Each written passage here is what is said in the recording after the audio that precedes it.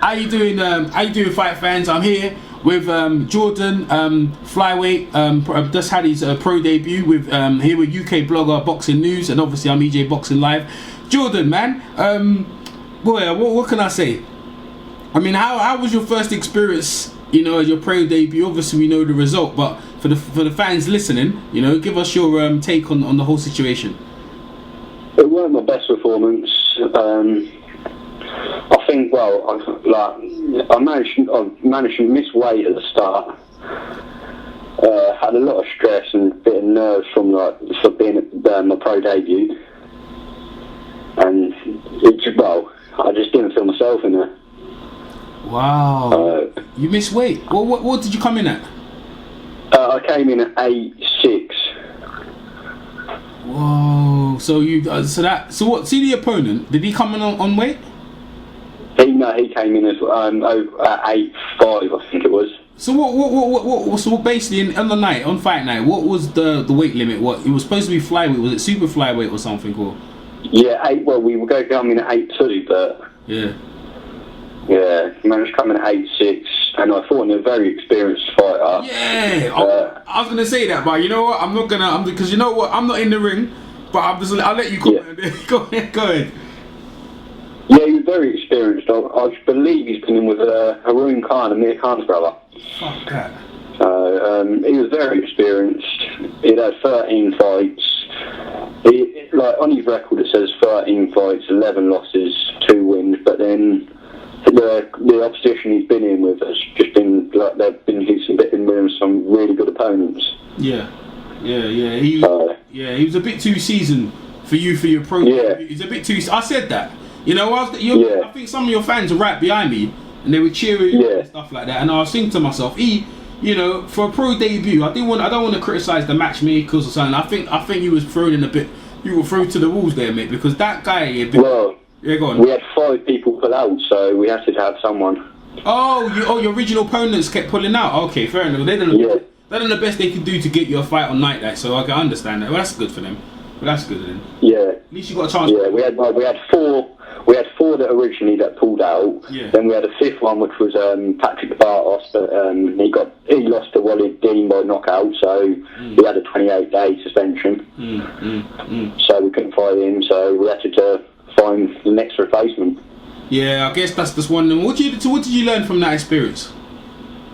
Well, I just learned. I learned how I had to work a bit more on my range and just start making sure. Because when I watched it back, I looked and I weren't close enough to hit him. Yeah.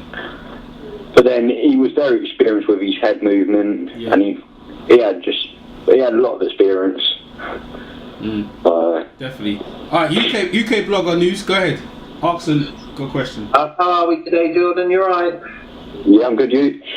Yeah, not too bad, thanks. But basically, from what I see some of the footage myself, Jordan. It did look like you were very tentative and you couldn't get your shots off. Yeah. No. Yeah. See, obviously, I haven't seen you before. That was the first time I've seen you. You know. Yeah. What do you think it was the pro debut and being in front? You know, I know we're going over the same sort of question, but you know, the guy was a seasoned, strong guy. He's very thick at the weight as well. A lot better than I thought. When I see the footage, I thought, oh, well, that's a bit strong for your first match. But do you think you're not getting your shots off because it seemed like you were a bit gun shy in there? Do you think it was to do with your nerves as well? Yeah, it was a bit nervous, and like in the first round, I felt like I was hitting him, and then like after that, his experience started kicking in with like his head movement, and I think my nerves just kicked in as well, and it was the nerves as being at the first one. I didn't really know what to do as well. Yeah, you know what? Go on, Lee. Go on. Get tired, Jordan. Like, did you get sort of like mental fatigue or anything? You know. No, I felt fine. I felt like I could have went on. Yeah, I know you did. I know you looked at the referee like, come on, like I see it. But you know what? Yeah, to be honest with you, he actually, like you said, the situation, the pull out and the weight thing. You know what I mean?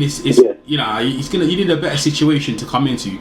Because that guy there, bloody the heck. See I was watching it because I was right ringside. You know, I actually saw you leave and I was gonna talk to you. And I thought, nah, there's no point in it. Like, you know what I mean? It's like let him, a couple of days. But you see the head movement, man. When he was throwing your jabs, like the first round was pretty good, and then after he narrowed the gap down.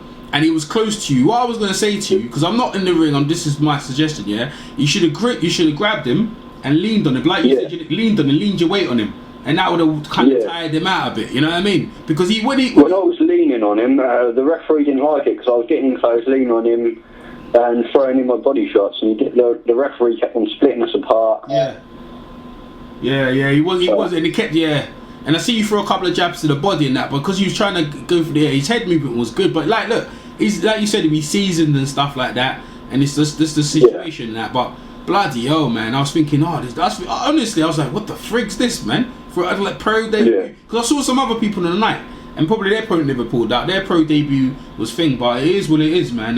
Go ahead, Lee. Got another question for Jordan. Do you think, Jordan, right, the best option for you now is probably moving up a weight division and getting some strength and conditioning training in there, try and increase some power and stuff? I don't know whether power was the issue, because I only see highlights of the fight.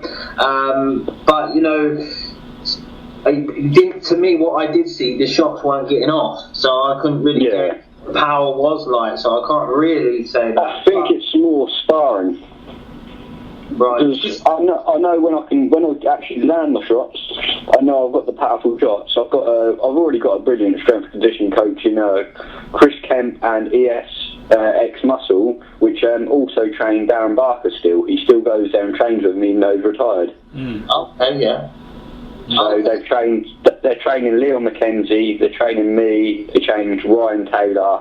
They was actually hired by Matchroom to train every single fighter of theirs. Right. So I've got a brilliant strength conditioning coach. All it was is like, basically I've had too many sparring sessions. I found it hard to find sparring. So also threw me off because I had Ali Forbes training me for the fight, but he weren't allowed to do my corner. Flipping hell, man! It sounds like a fucking hell, man. Real deal. Yeah. Flipping, what? Yeah. Are you allowed to tell us why he wasn't allowed to do the corner? Well, he's been helping with my fitness and all that, and he was like one of my main fitness coaches and like pad coaches. But he's in the process of trying to get his license. Right. But because he ain't got his license, I had Frank Greaves in my corner. Yeah, flipping hell. Now I ain't done too much work with Frank Greaves. I've met the bloke a couple of times. He's brilliant. He's brilliant, but like nothing against Frank, but it's not a person I really knew. Yeah. Yeah, so you can't really. He couldn't gauge your strengths to give you different. He couldn't give you the arsenal to go and counteract the problems that you were getting into the ring, because he didn't know you as well either, probably. Yeah. He don't know your strengths. He don't know how to get you through these situations that you're finding yourself in. That's totally understandable. Yeah. Like he gave me some good advice in round 2, I think it was, and it worked. He said what to do was because he was going lower, aim for the chest and it will hit. And he said move off to the left, throwing a double jab and across, and it will land. I threw a double jab and an uppercut. It landed on him, and then he grabbed me. So and then we ended up clinching. But and it worked. But it was finding it to like work because he knew what to do from his experience. Yeah, he did, and he closed the range down. He had shorter arms. He was right in his range, using his target range, innit? Because your range is longer, innit? Because I was like, when I watched it, you could. Listen, nah, mate. Boy, I don't know. All right, so for the fight fans listening, when you back out, Jordan? I'm going to be back out in February the 21st at Harrow Leisure Centre. Oh, that's not. Yeah. Yeah. Do you know the opponent? Are you still going to be at flyweight? Do you know the opponent or anything? I'm not too sure. We ain't looked at the opponents yet. All we've been given, all we've said is we've got a date, and then we'll get I'm going to have a couple of weeks off, about a week and a bit off for training. Just keep my fitness up, and then go back into training and have a look at it then. Yeah, because I'll tell you what, man, you've got great fan support. Because I was when I was filming it, Like the fan support, that cheering and everything. And I was going to film the whole thing, but I was getting in trouble because I wasn't allowed to film it. So one guy come over me and goes, "Nah, you're not really supposed to film it." So I just done highlights of it. But when it went, I said, "Nah, you let me just you know what I mean? I don't want to do that for you. You know what I mean? Just do little highlights and we chat about it. But nah, I mean, I'll for your pro debut and that stuff like that, boy, it's thing. But you've got great fan support. All your fans and Durham fans come to see you and that. And boy, like hopefully things will work out for you in your next fight, man. Lee, anything else you want to say? UK. Yeah. You know the sparring. What you going to do to sort out the sparring? Because I remember talking to you last time. You seem to be sparring with a load of real light guys as well. Yeah, it's just like I need more of it because it's hard for me at the moment because like the day before the fight I was working from 4 in the morning till 4 in the afternoon. I've done a 12-hour shift. The day before a fight, and then the day after the fight I had to go back into work yesterday. So it's hard for me to like fit my training around because I have to work as well, and it's very hard because a lot of the other fighters they don't work. Well, listen, fight fans, this is the stuff a pro fighter has to deal with, And I'm glad you give us time and that. I appreciate you giving us time to interview, especially after your first pro debut. Anything else you want to say to your fans listening and that? Just like keep supporting. I'll be back out February 21st.